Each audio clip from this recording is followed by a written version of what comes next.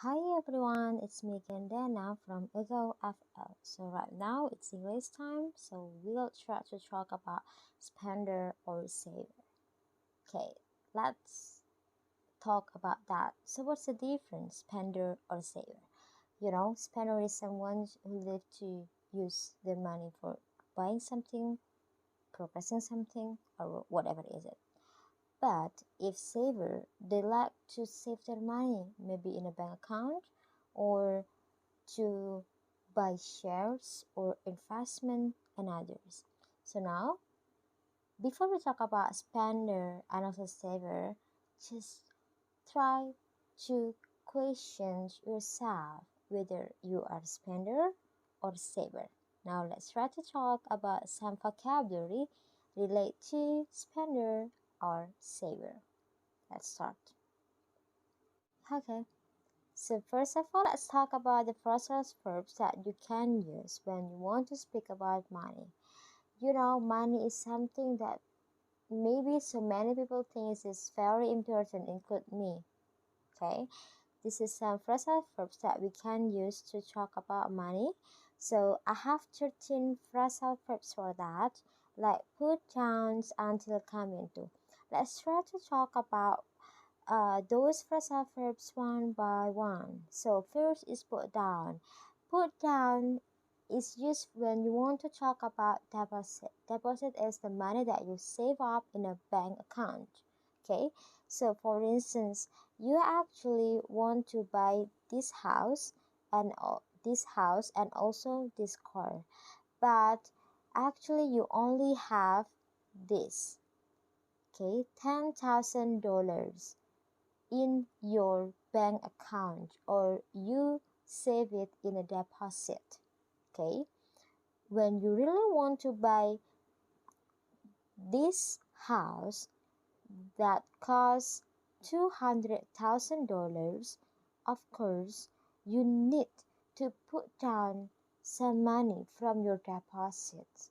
So you can use put down, like I can put down a 10,000 deposits on the house. Okay, in bahasa Indonesia, you can say like mengambil uang or mencairkan uang deposit. So usually when you use put down, it is always followed by deposit. Put down plus deposit. And also when you want to buy car $15,000, you only have $10,000, means that you still need to put down your deposit on the car. Okay, and for the rest we just want to take installment, maybe like that.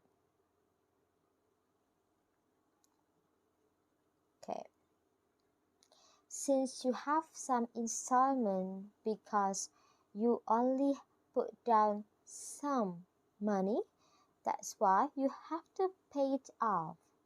Okay, so pay it off means finally complete a payment. So for instance, you have installment and you can pay off or pay it off. So you finish to pay for the installment.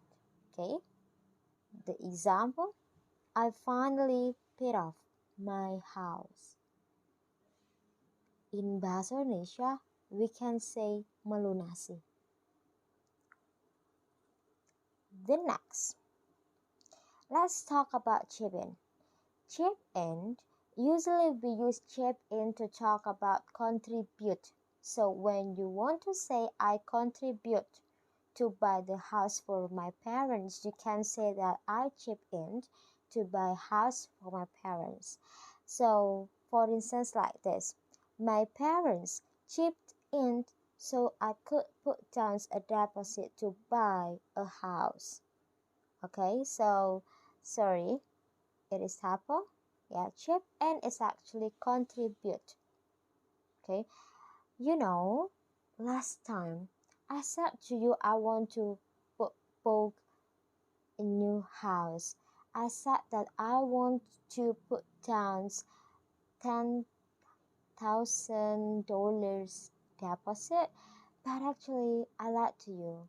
Actually, my parents chipped in for the house. That's why I can buy the house. But I have to pay it back to my parents. Since I borrowed some money from them, so I have to pay it back. Pay it back means to return money. So when you owe some money to your friends, you borrow some money to your friends, usually you have to pay it back. Okay, pay it back. Membayar kembali. So you said it is like melunasi hutang, for instance, like that. Okay, so this is the example. Where are you going to pay me back? Wait, I think it's not where, yeah. It's when, so sorry again. When are you going to pay me back? And you said that I'll pay you back tomorrow. I promise I'll pay back my parents.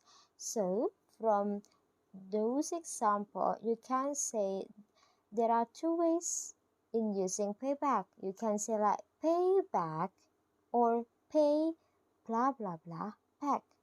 Pay me back, for instance, like that. And then the next, okay. When we talk about bank accounts, actually there are two types of bank account. The first, I use one of my bank accounts for checking accounts. And the second, I use my bank accounts for saving account. So those two types have different functions. Let me tell you what's the difference. Checking account, it is for your daily budget, your daily expense, or it can be weekly or also monthly expenses. So you have some money from your bank accounts, and actually it's okay for you to use that money for your needs, for your necessity. However, if you really want to save up the money you use for the saving accounts, so I can say that you actually have two bank accounts with different functions. One for save up, and second for expenses. Okay, so save up here means that you save the money. In Bahasa Indonesia, you can say menabung. And the next, we have tip into. To use money you were saving but you are reluctant to. So it is something, for instance, like you want to use that money because something happened. Or I can say that you save up some money for your emergency funds, but suddenly your laptop broke. So you need to, like take your money from your saving accounts, from your emergency funds to buy this laptop. So you can say that I have to dip into my saving because I really need that laptop for my work. Okay, I can say that you are forced to take your money from your bank account. And the next, let's move to the next. Okay, let's talk about cutback. Cutback is to reduce. Okay, for instance, you love to go to cafe.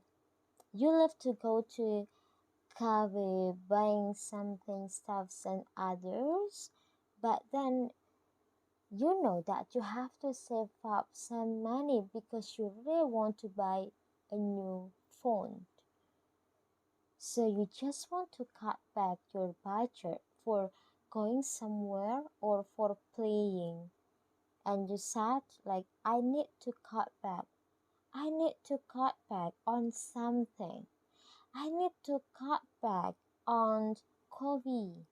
I need to cut back on holiday. Something like that. Huh. And next we have this squirrel away and also save up. Those two actually have similar meaning, but not really similar. If squirrel away, you really love to collect your money, but in a secret place. So you do not tell anyone that you have the money in maybe special or certain bank account. You don't tell anyone about that. This is squirrel away. So to save money in a secret place.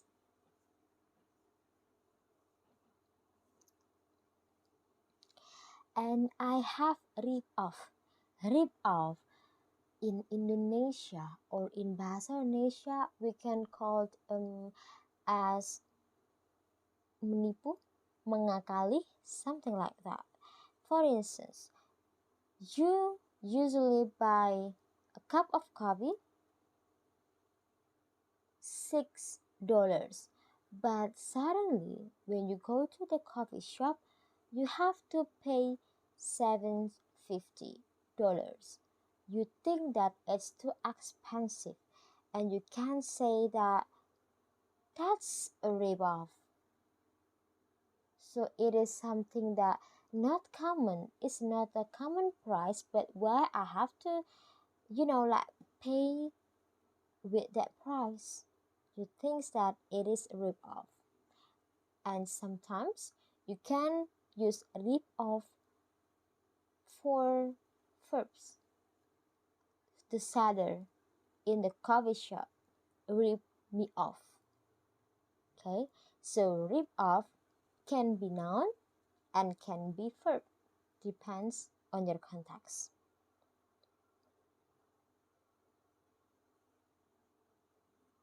That's the example.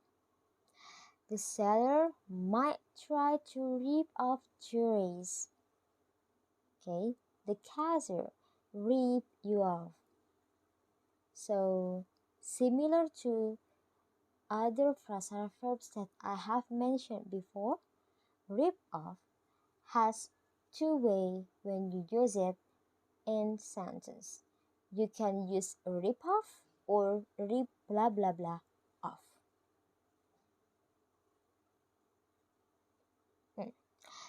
The next we have cough up. Cough. Cough.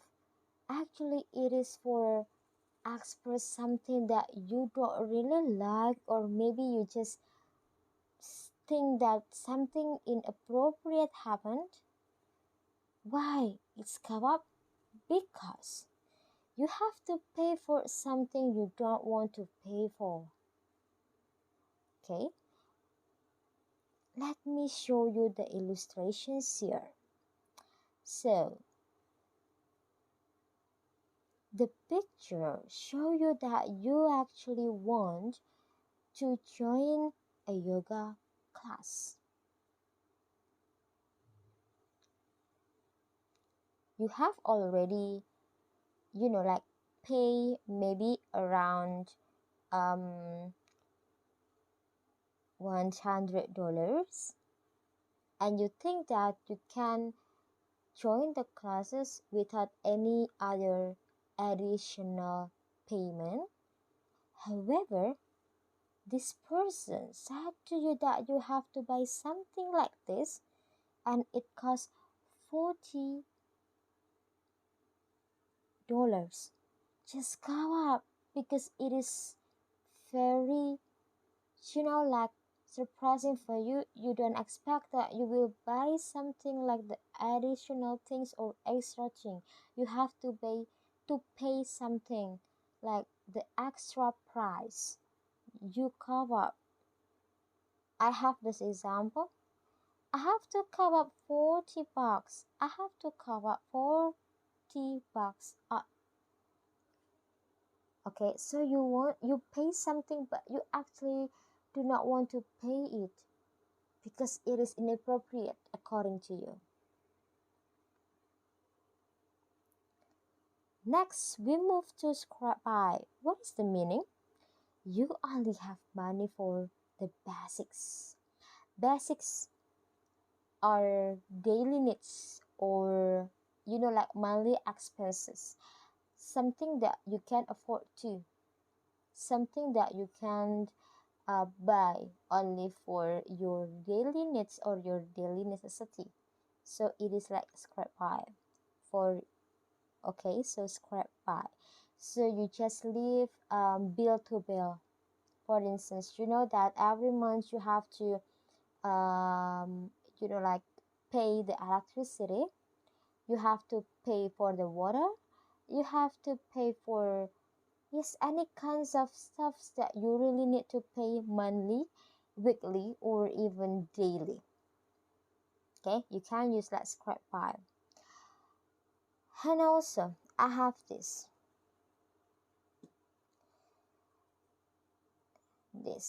So we have to know the difference between rich poor and also scrape by. Scrape by is in the middle. So if poor, you really cannot afford for your basics. However, in scrape by, you still can do something for your basic bill to bill. Okay, but if you are more than scrape by, you can say like get by. I live in New York and it's very expensive, but I'm getting by. So even though you think New York is really expensive, you can afford to live there. And I think this is the last process verbs that we will try to talk. Come into. So come into. I can say that it is like, when you inherit. Yes, when you inherit some money from your family because your family died, can you come into? A relative has died and they left you some money. I will show you the example. I'm rich now. My aunt Erna died. She left me $500,000. I can quit my job because I have come into money. So come into money means that you really get a lot of money because your auntie died. Something like that. Okay, so that's all for the phrasal verbs related to money, spender, and also saver. I really hope from these phrasal verbs you can use in daily conversations and you can practice in your English speaking. See ya.